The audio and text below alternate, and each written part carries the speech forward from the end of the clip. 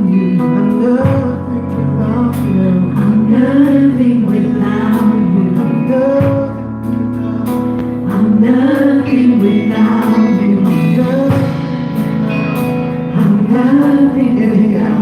you.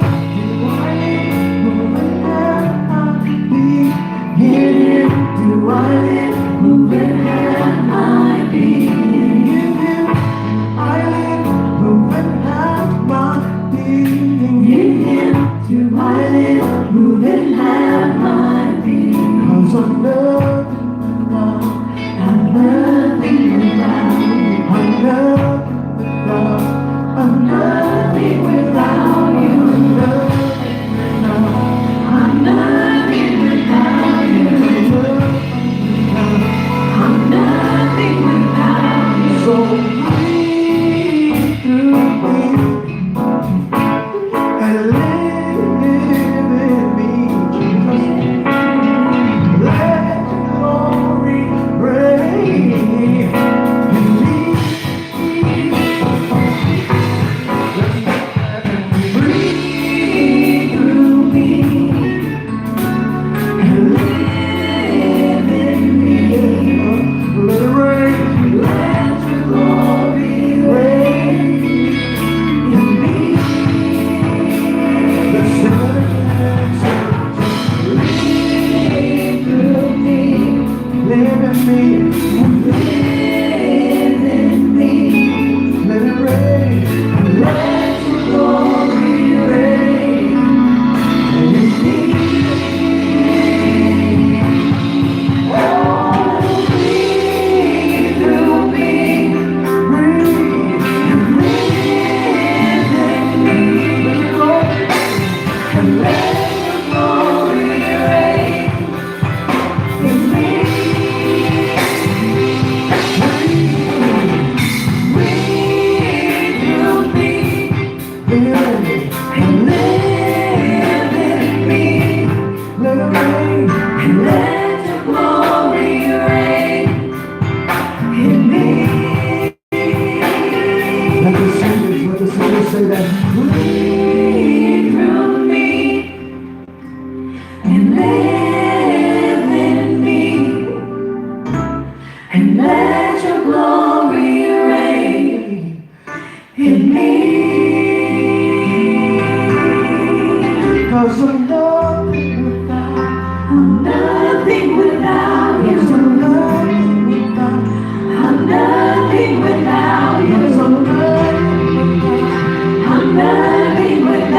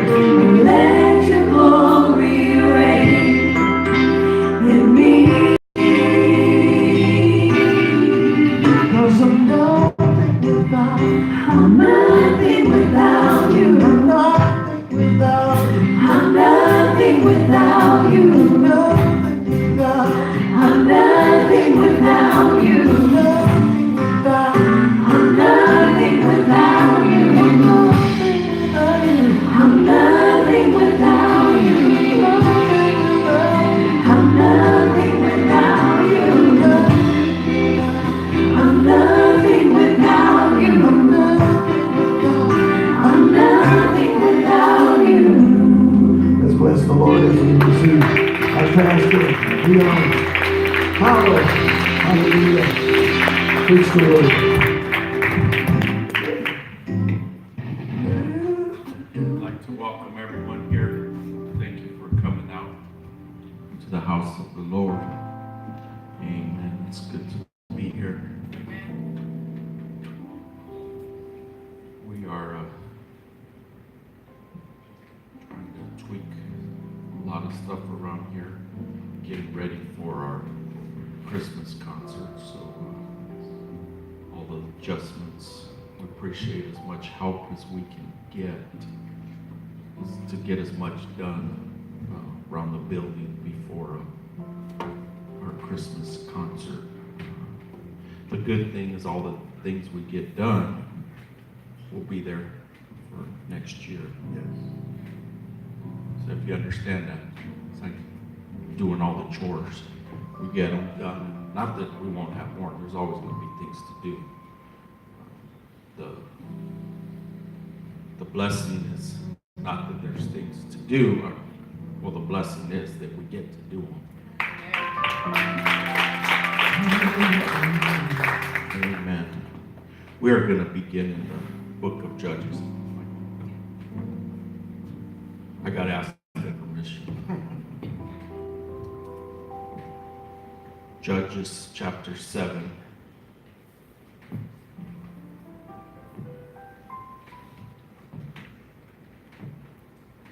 Oh, I'm sorry. Numbers. I was looking at something else. Looking up something. The book of Numbers, chapter 13, and the 26th verse.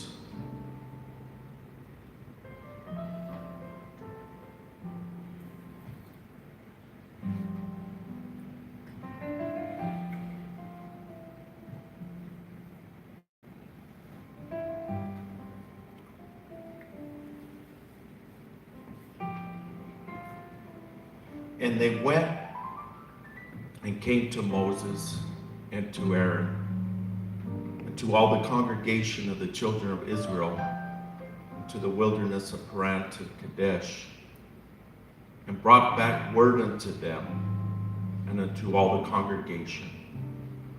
And they showed them the fruit of the land. And they told him and said, We came unto the land whither thou sent us, and surely it floweth with milk and honey, and this is the fruit of it. Nevertheless, the people be strong that dwell in the land, and the cities are walled and very great. And moreover, we saw the children of Anak there, the Amalekites, dwell in the land of the south, and the Hittites and the Jebusites and the Amorites dwell in the mountains, and the Canaanites dwell by the sea and the coast of Jordan. And Caleb stilled the people before Moses and said, Let us go up at once and possess it, for we are well able to overcome it. You may be seated.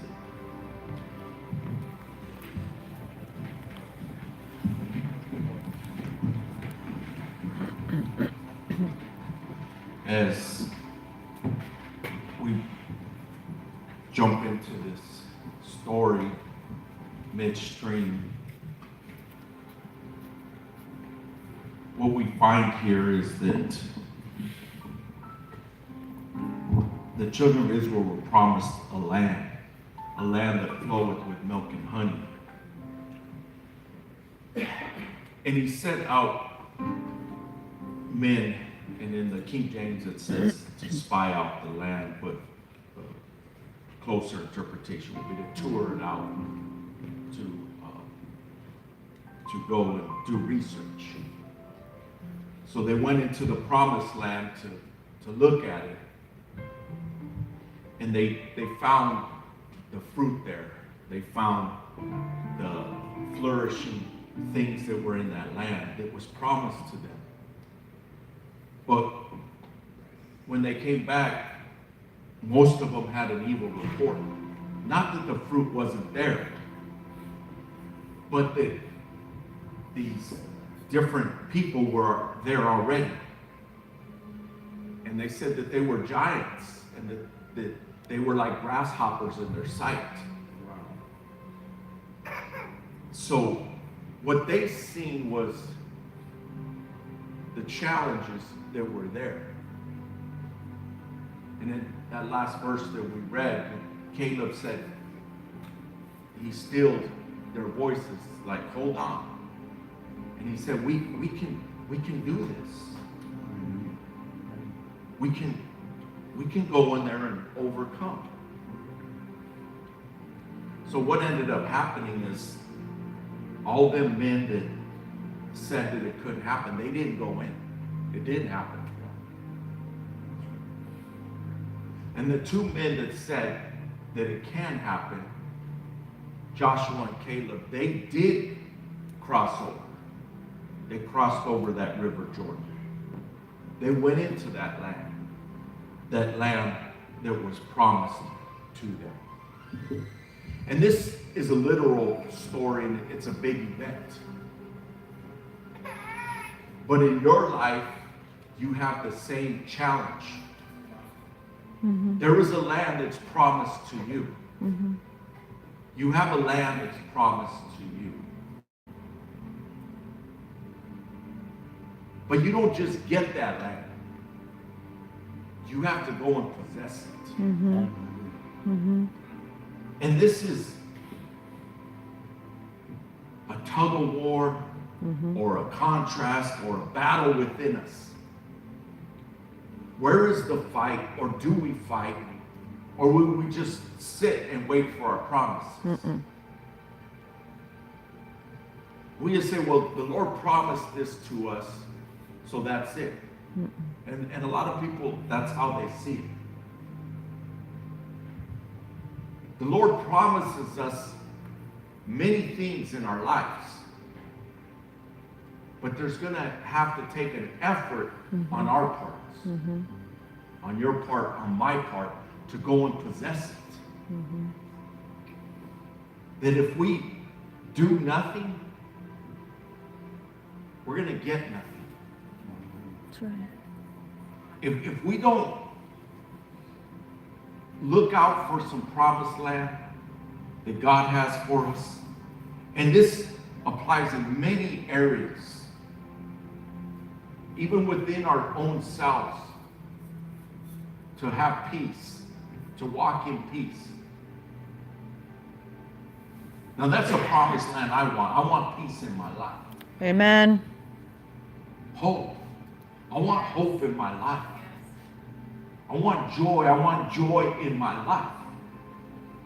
But it also requires me to do something to possess it. So many people, they just live their life and they just react. That's all they do is react. Instead of being proactive and say, I'm going to do these things in my life to possess it. If you never want to fail to meet a goal, you never want to fail, then you don't set a goal. But guess what? You may never fail meeting a goal because you never set a goal. But guess what also happens? You never meet a goal either. If you set 5 goals for this upcoming year, but you only hit 4 of them, that's better than setting 0 goals and hitting 0. You set 0 goals and say, well, I'm undefeated. Well, not only undefeated, you don't have any victories either. It's just living. It's just living. In the sense that just being at a level that I'm just existing. I breathe. I eat. I drink. I sleep. Just existing.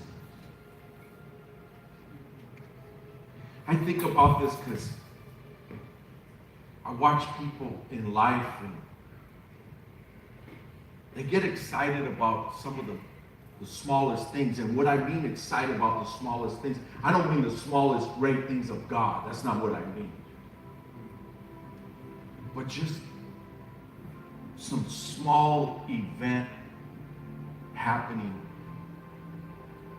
and there's this anticipation and premeditation to gather at whatever this place is and do, to me, searching for something, looking for something. And I've been able to see up close thousands and thousands of people. Thousands. Say over 20,000 people. And so many times I watch people, they head out on an evening and they're so excited. They're just like almost like a child. It's just like, grown adults that may have success and money and something, but they're just excited and giddy. Mm-hmm. Like, I get to go out somewhere, I get to go play. And you could just sense the energy.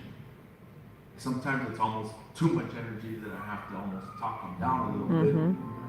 Because it's like, hey. And their voices start getting real loud, and they're just so excited. But so many times at the end, they're not excited anymore. The energy's gone. Maybe they're even mad. And maybe they're even fighting and arguing. And it's like, New Year's Eve is, you watch people, it's like anticlimactic because it's like this is going to be so great. And it turns out to be so nothing.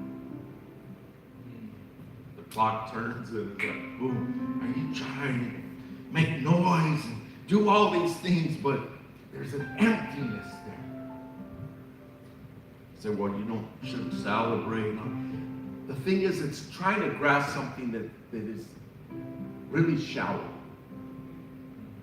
Instead of grasping something that has some depth that you can sink your teeth into. Amen. For me, I get fulfillment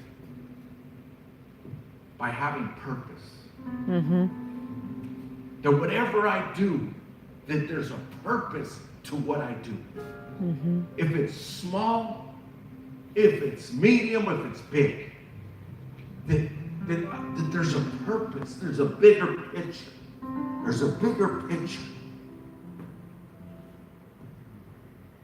And when you do something of purpose and you watch it come to fruition,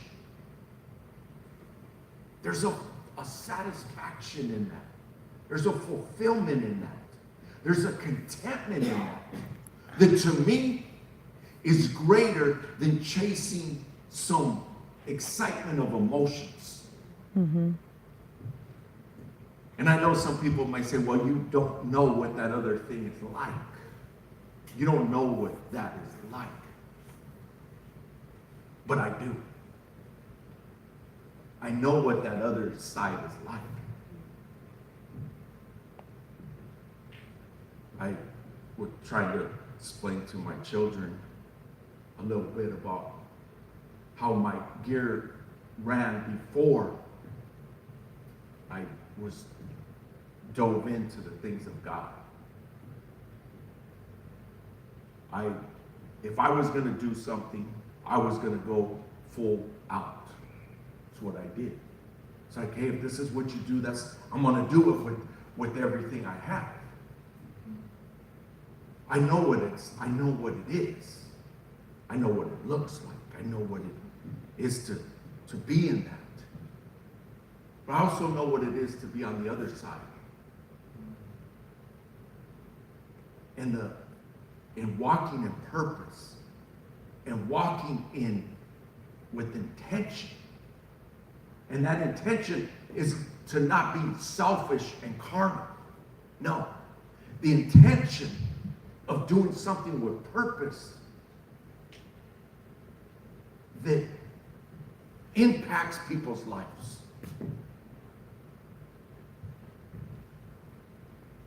Now, I speak pretty much every Sunday, so I know what I do. I know what my routine is.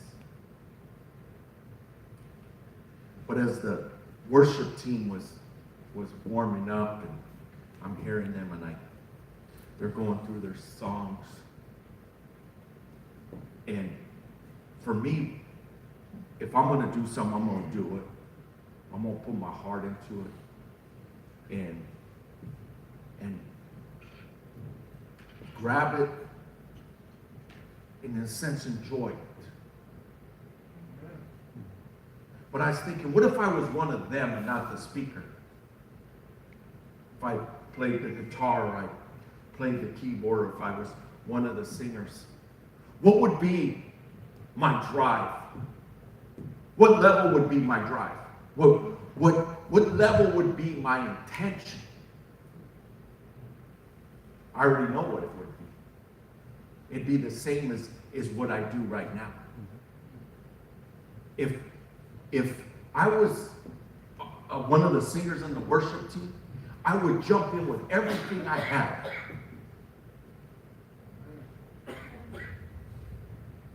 And whatever the songs were going to be for that Sunday, I'd be going over those songs in my head.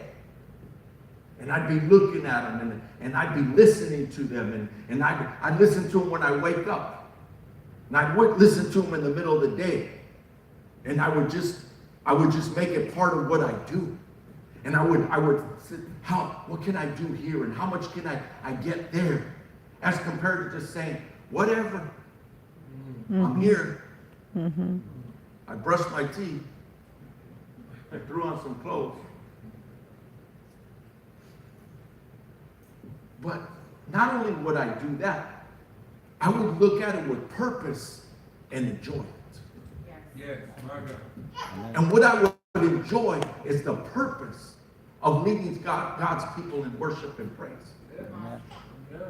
We say, well, yeah, those are both things that are up here, and it's on the stage.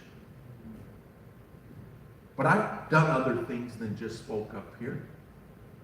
I've done the other behind-the-scene things. I know what it is to go in the classroom and teach the children. I know what that is. I did it many years. I remember for so many times, somebody would have the title. They'd have the title, but I would have the actual teaching of it. So it was like every year, I want that title, I want that position. I was like, okay. But it would default back to me. Because what they would find out is it takes some work, it takes some effort, it takes some you have to be focused. And they'd say, wow, this is hard, and the kids are doing this and this and that, and I'd end up back in there. And this happened many times over and over. But I know what it's like. But whatever it was, I was going to do it with everything I had. I remember when I started teaching on Sunday mornings, because back in the day, most of you won't know what this is, but you would have like classes, and they called it Sunday school. Hmm. So you go to Sunday school, and you break off in classes. Then you come back in, everybody come back in, you'd have some type of, maybe another preaching. But that didn't include the worship service that was later. That was a whole other thing. But when I started, which I started real early and young when I came to the Lord, it was pretty fast.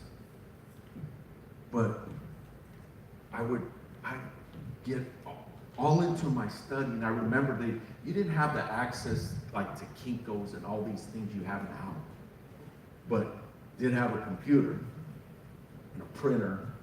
It wasn't like it is now, but I remember I would type out or put out different notes in my teaching, and I remember going through and making a reading for every single day for everybody, like biblical scriptures to read, and I printed every single day out.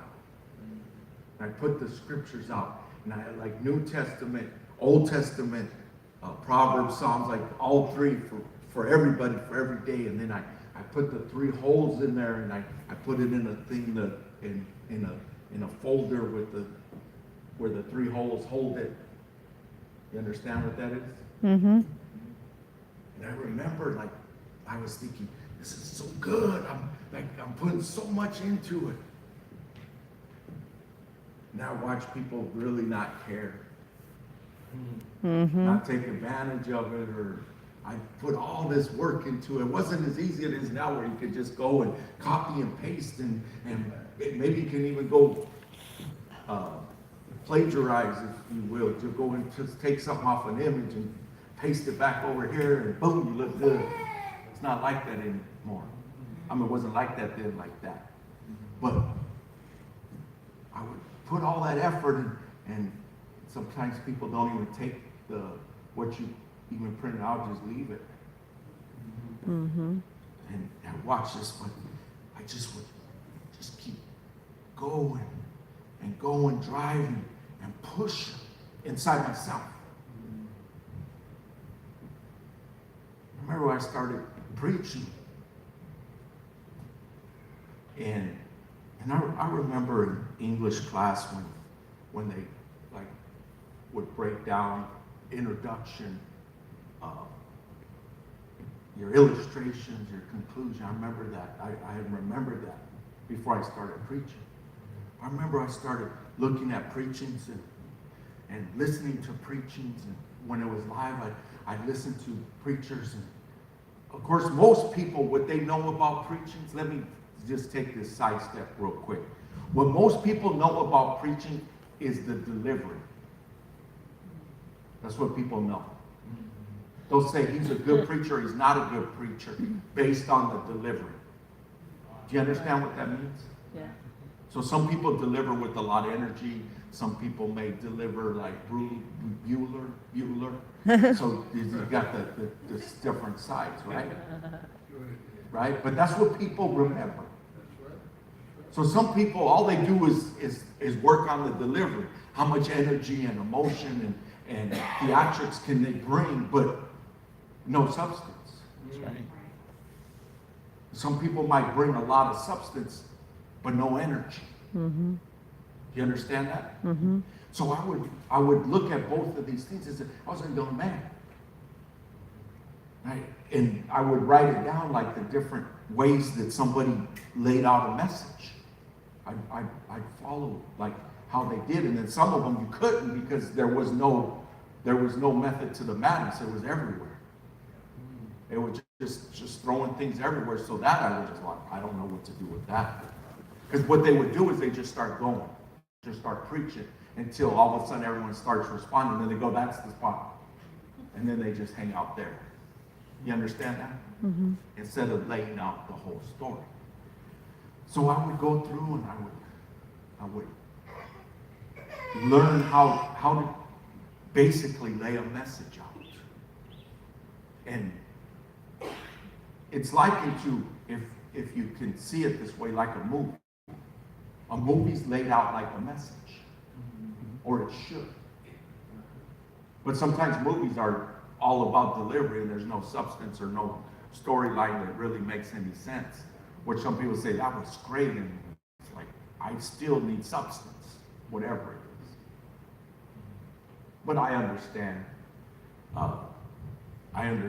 what sarcasm is and these different things also. I get it. But that's a message is laid out in like a movie that walks you down this path. And so I would learn these different things and break them down and put them in. And I've done this now for many years, decades now. But what I constantly do is I don't look and say, okay, here's my message, and I'm just gonna only take information that applies to my message. No, I just take information, I start filing it away all the time.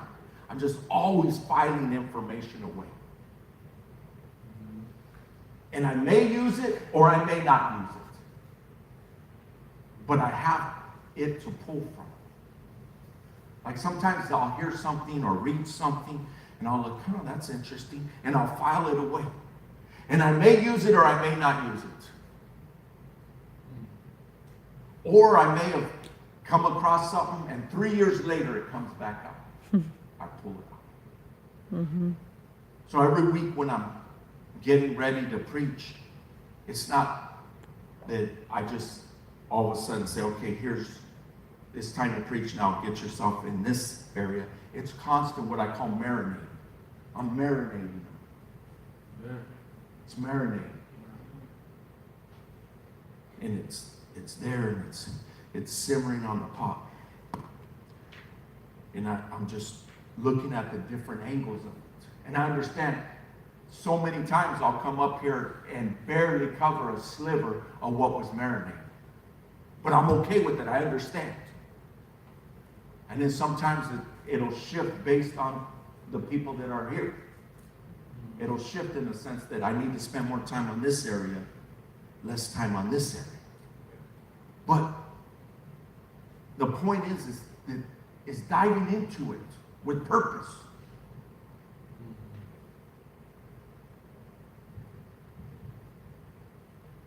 The music, the singers, the building, the order of service, the people greeting at the door, the children in their rooms. All of it is a bunch of different things that adds up to a big picture.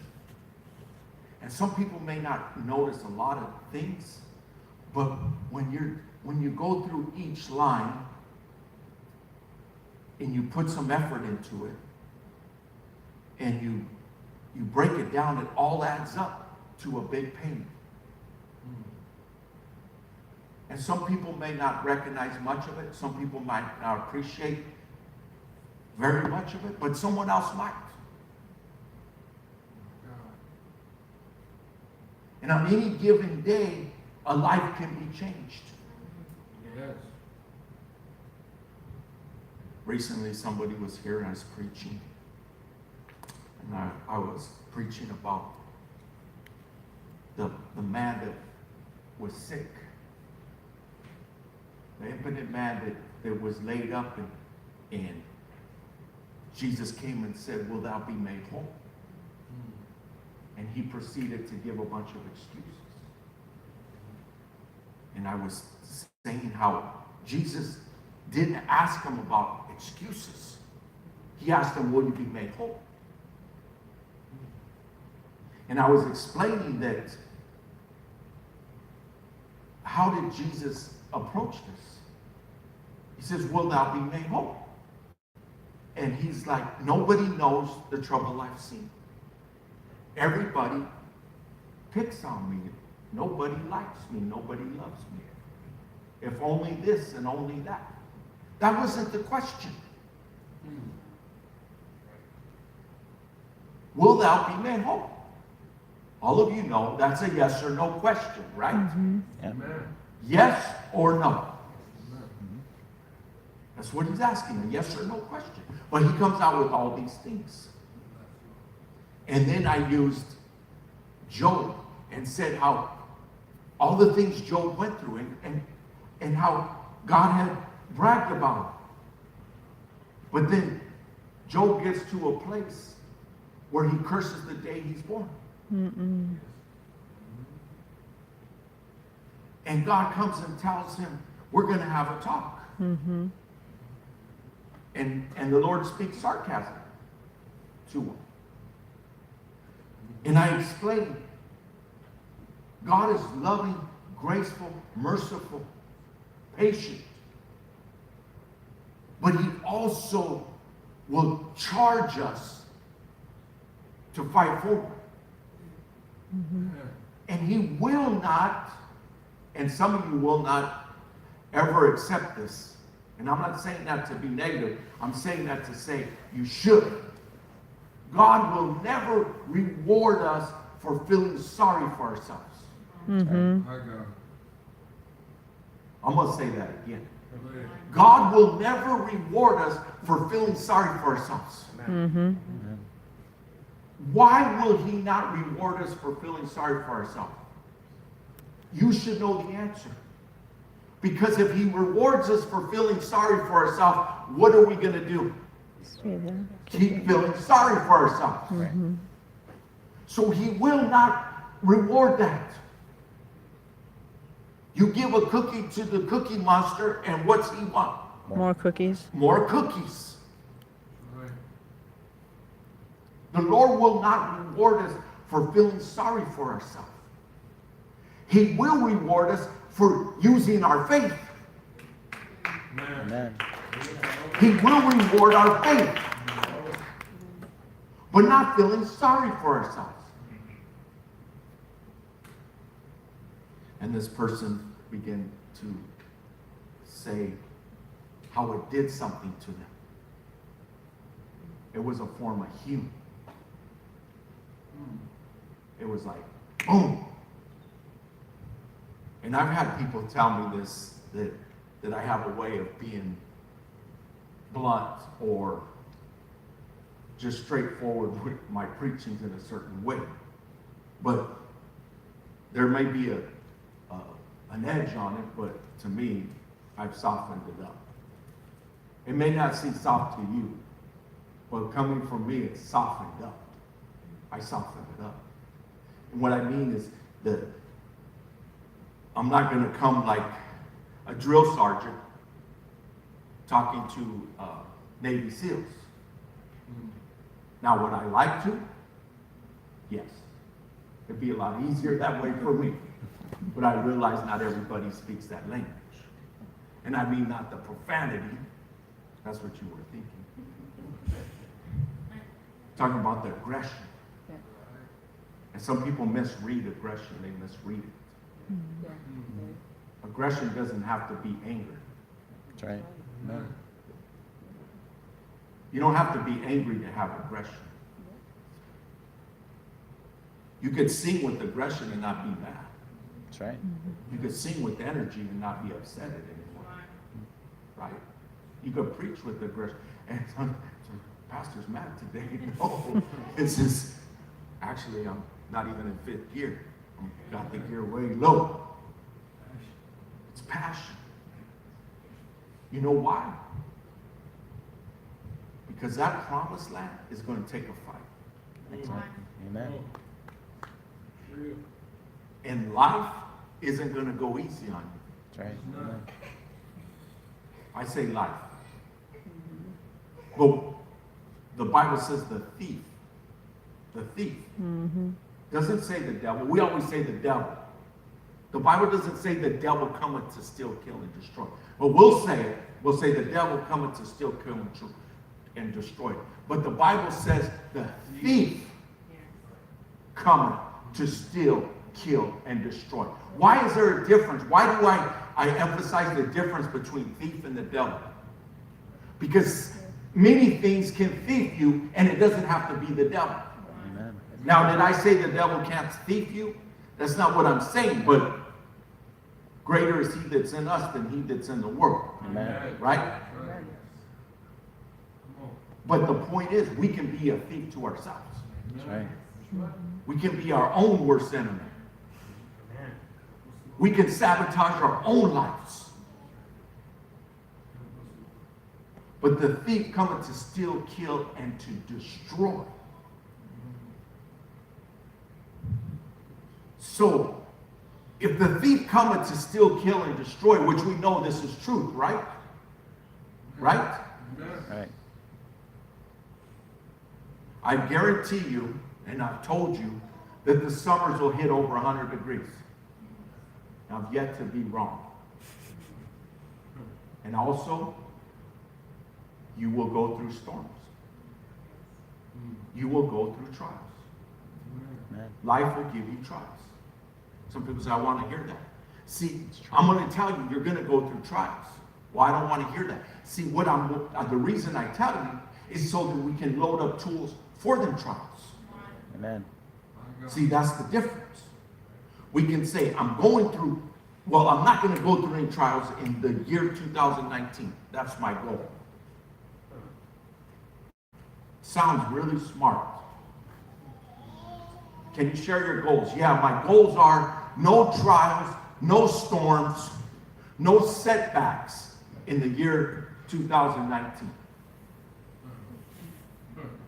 You might as well say, I want the weather like it is today for 365 days. I'd sign up for it. Like that. It would be great, wouldn't it? It's not going to happen. There's going to be rainy days. There's going to be windy days. There's going to be the habooms come through. Right? Yep. A big old mile-high cloud of dust coming from the south. Dirty your car up, look like it's been abandoned. Right? Yep. You look at the temperature on the dash or whatever it is on your car, 118. What? 117. I know that sometimes they're not right on the dash, they're off sometimes. But we're somewhere hovering in that not so nice area. But that's an example of what life is to us. We're going to go through hot days, we're going to go through cold days, we're going to go through stormy days, we're going to go through sunshine. So what do? We prepare. We prepare. And it be that I'm going to set up some goals to accomplish. I'm going to walk into a promised land. We can't go in there. They're too big. Caleb's like, no, we can overcome. That's right. We can take them. That's it. Caleb and Joshua. They had a different attitude. A different spirit. They were different than the other men. And guess what? It was true. What they said was true, but what the other one said was true also. It was their truth. The ones that said they can't overcome, guess what happened? They didn't overcome. And the ones that said they can overcome, they overcame. What your truth is will be your truth. If you look at it and say we can't do it, then that will be your truth. Amen. And I realize that not everyone's going to pull in the same direction. And that'll be their truth. But it doesn't mean it has to be my truth. Amen. Thank you. It doesn't have to be my truth.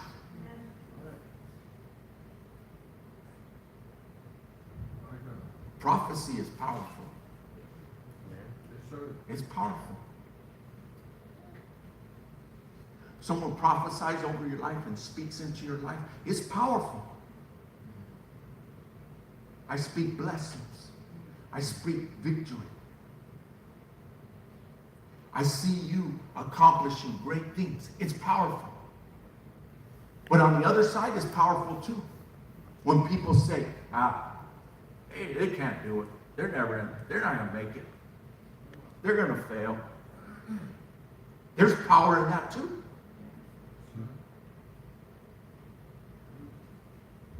Not everybody's going to speak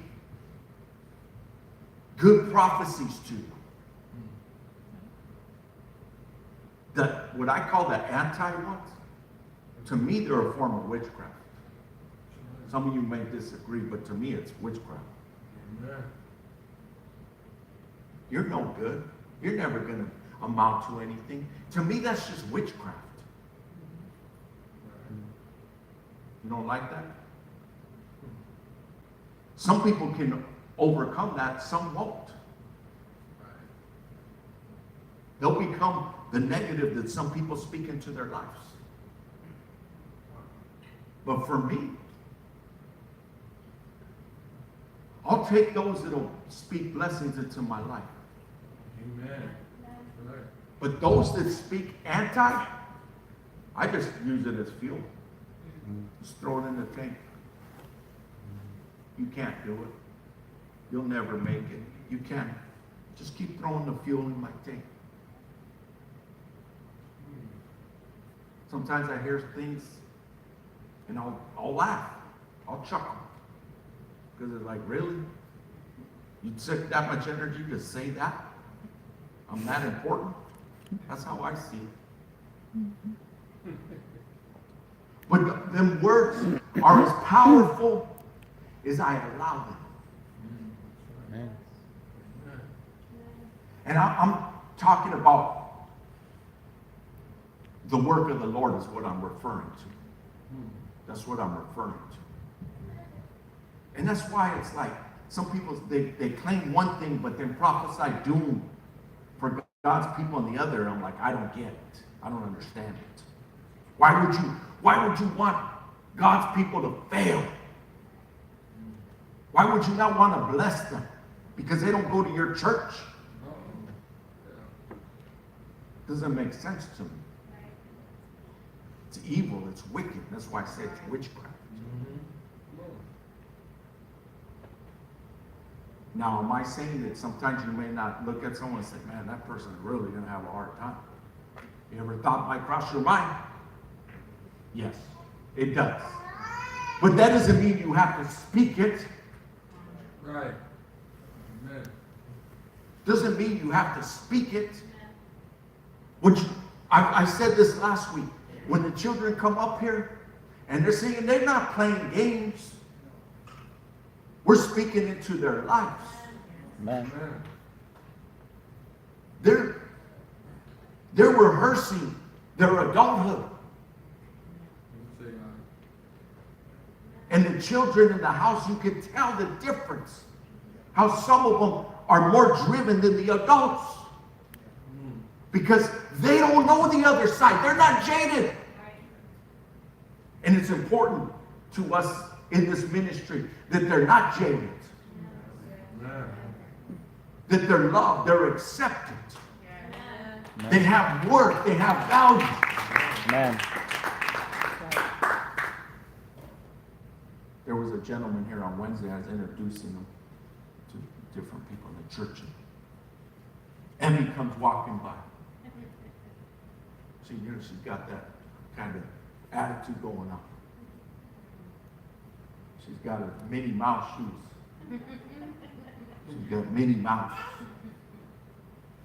And I mean, she's got it going on down the was it the walk, the model walk thing? She's got it going out there. And he looks and he's like, and who are you? And she kind of looks like, it's me, I'm me. And he says, well, your shoes are on backwards. And she kind of looks like, I'm good with it.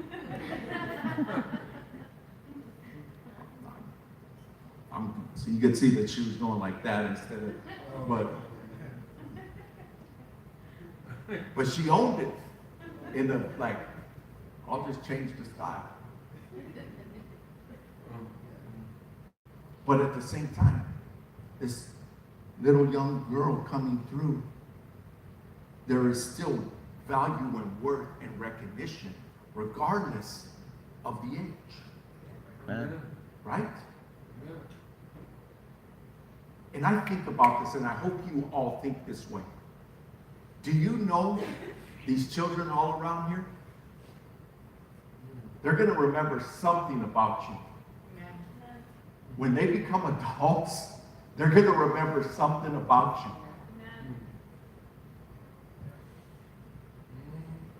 And you may not even realize it.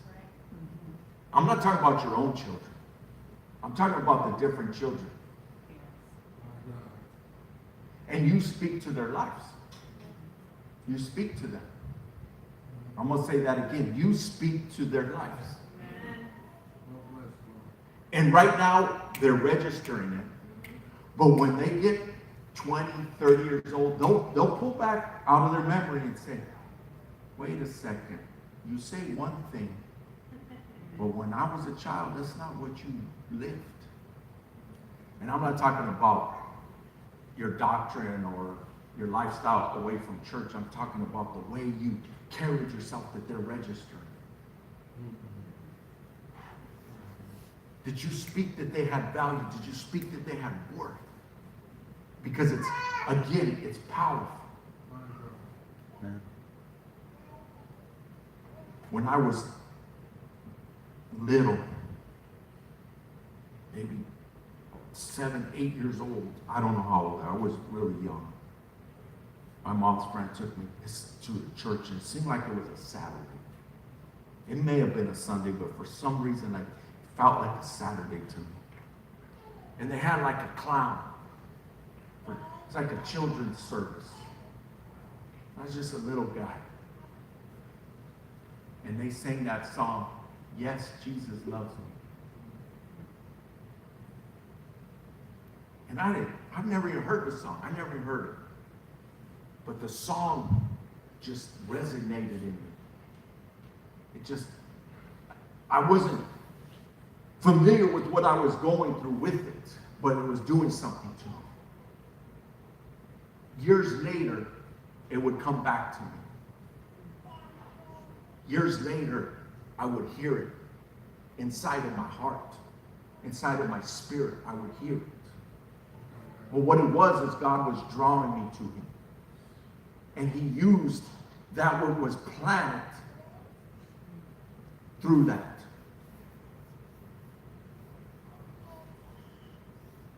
It was planted. Somebody took the time. Somebody made the effort, and it got planted in my heart. And it's part of who I am today. That little boy grew up to somebody speaking God's word. It wasn't the only moment, but it was a moment. I remember my dad's mother, my grandmother, teaching me prayers. She's like, these are the different prayers. As a little boy, she's teaching me these prayers and telling me, pray these prayers every day.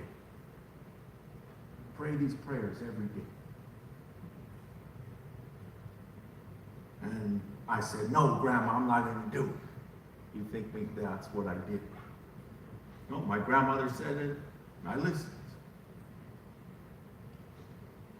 So no matter what, I would pray every single night. No matter what my night was like.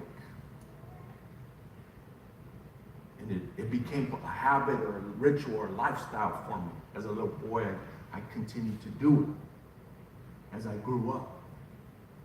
But it had an impact. It spoke to me. So it's important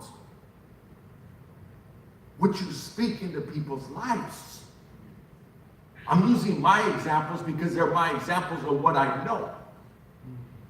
But I had people speak anti-things to me many times. Many times.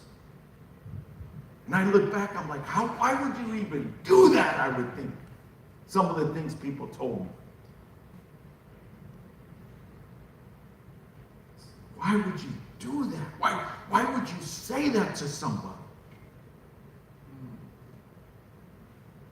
Doesn't make sense to me. But it was a challenge to get to a promised land also. Because some of those words spoken become giants. Mm-hmm. When someone says you can't do it, it can become a giant to you. Putting you down, saying things, it can become a giant to you. So you can retreat and say, I'm not taking my promised land because there's enemies on the north, there's enemies on the south, there's enemies on the east, there's enemies on the west. Or you can say, whatever, I'm not going to allow you to stop me from crossing my River Jordan. Amen.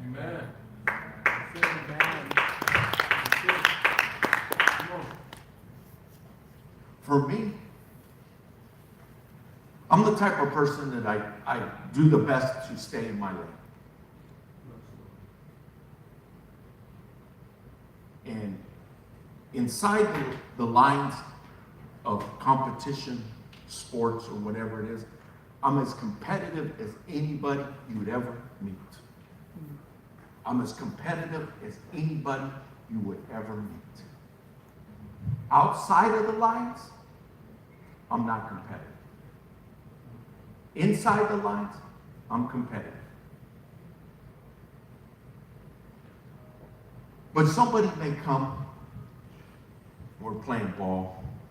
I won't say anything, Brother Dan. I'll say anything. But for some reason, somebody on the other team will say something. All the time. Especially now, it's like, hey, old man, what are you doing out here, grandpa?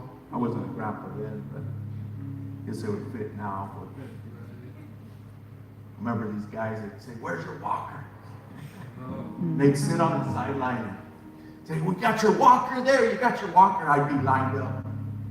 And they'd be, you got your walker, old man. And I was sitting there, and all it was energy for me.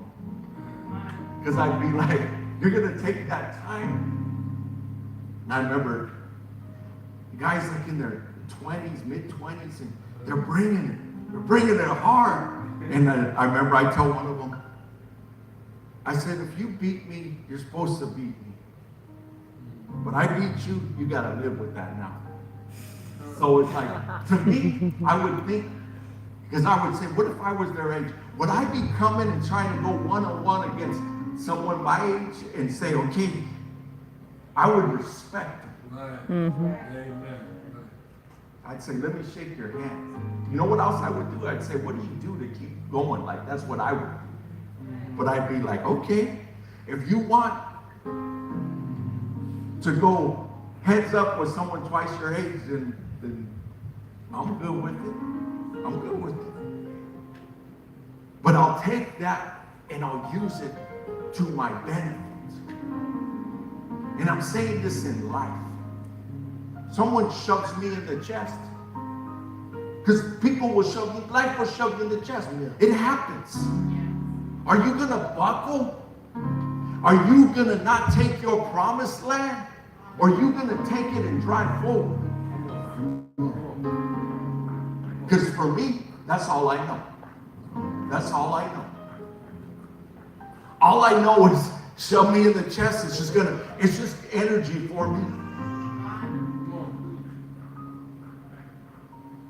It's just, okay, it's all right. I got you, I hear you. I'm going to keep driving forward because I'm not done. But I'm going to keep getting my promises. I'm going to keep getting my promises.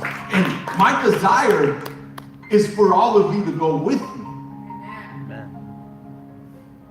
But if somebody wants to stay on the other side of Jordan and feel sorry for themselves, it's not, where's the love? Well, the love is, and you know where the love is? To keep going. That's the love.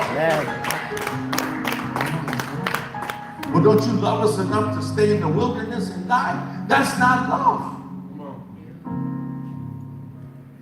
So what I'm telling you is keep driving forward, pressing forward to your promised land. Your land that flows with milk and honey. You should be excited. And I want you to already be thinking about 2019. Come on up, so I can preach to you guys. Or pick on you guys. Remember I started preaching, I said, you guys. I got told, you can't say you guys. I still use it. Just so you know, the reason you don't know why you say you guys, because there's no first person plural in English. Do you know that? There's no first person plural. in English. Sister Victoria, would you know what the first person plural in English is? There isn't one. So what are the options? Not very many people say this, but some people say yous. But that doesn't work, right? You all, right? All of you. Y'all. This part of the country, we say you guys. Y'all. Yeah, down south they say you all, right? But anyways, I got reprimanded for saying you guys. But there's no first person plural. So I guess the way I should say it, all of you. It's just more natural for me to say you guys. But all of you, I want you to get your promised land. I want you to get that which is there. But you need to set some goals. If you don't, you're not going to hit them. You need to set some goals. Set some goals. 3 months, 6 months, 12 months, 2 years, 3 years, 5 years, 10 years. And I know, where's your faith? That is faith. I have faith God's going to give me that. My promises. But you have to set them. If we don't, we're not going to hit them. Even all the little things around here, we got to set some goals. I got a goal. We're gonna make the stage bigger. We're gonna bring it out. We're gonna widen it. We're gonna change up the angles. And I set a date to have it done by. So I kick the can down the road. We'll do it in a year, 2 years, 3 years, right? Or let's get it halfway done and leave it. Right? No. It's like, okay. I got a visual. We taped it out the other day. We put tape here, right? We taped it. We put the angles. They came in and measured. But this is one thing. We got some other ones and other ones. I'm saying this. I want you to do that with your life too. I want you to say, okay, I'm going to do this. I'm going to do that. I'm going to achieve this. I'm going to achieve that. Right? And when you step over, it's like, guess what? I can do this. I can do this. I can do this. I haven't had a chance to tell Marissa, but I can get free tuition online at ASU. Midea says she doesn't qualify because she's a campus student. So I'm going to offer it to Marissa if she wants it. It's up to her. I'm not telling her to, but I'll offer it to her because a family member can take it. But someone's going to use it. I'll make sure somebody uses it. It's like, hey, I don't know which I should. I don't know. It's pretty expensive now. But I'll put it out there. And say, okay, you want it, take it. But whoever, I'm going to set goals. I'm going to be the one behind whoever it is. Whichever one of you, I'll be here. Maybe not, maybe someone else will be a bigger cheerleader, but I'll be right there. There's a good chance I might be the biggest cheerleader in your life. Let's go. Let's do this.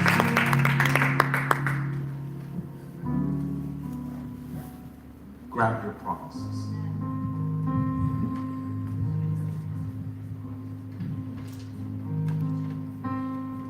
Jesus, make us more like you. Fill us with virtue. Draw us to you.